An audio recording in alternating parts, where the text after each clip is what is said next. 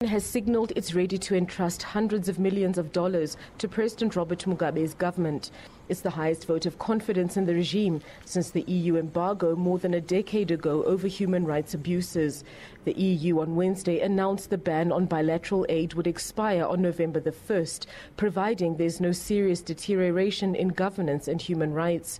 The EU has been channeling aid through international organizations, including the United Nations. In 14 years, this is the first time that this happens. So I think it is quite a remarkable step forward. And what we are doing right now is prepare all the necessary steps. The phased reduction of sanctions has seen a further 8 people suspended from the embargo, effective immediately. They are mainly from the military elite. The 28-member bloc has voted, however, to maintain restrictions on Mugabe and his wife. He is ultimately responsible for the state of affairs in Zimbabwe.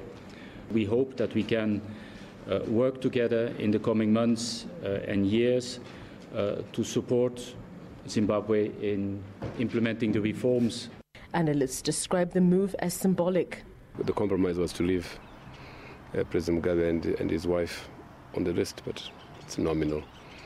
Really, to all intents and purposes, the sanctions are over.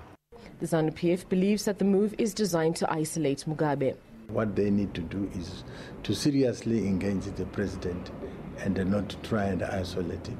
The more they isolate him, the more he gets angrier and the more Zimbabwe gets angry. Meanwhile, the United States says its sanctions will remain intact until it sees a satisfactory change in policy. Its more stringent regime bans 121 individuals and 67 entities. Shingai Nyoka, SABC News, Harare, Zimbabwe.